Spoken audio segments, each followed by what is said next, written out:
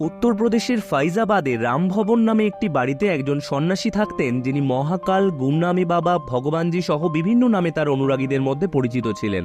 তিনি সবসময় পর্দার আড়াল থাকতেন এবং সাধারণত কারো সঙ্গে দেখা করতেন না। ভগবানজি জীবিত থাকাকালীন তার দর্শন পাওয়া অনেকে দাবি করেন তিনি প্রকৃতপক্ষে নেতাজি সুভাষচন্দ্র বসু। ভগবানজির মৃত্যুর পর এই দাবি আরও প্রবল হয়ে ওঠে।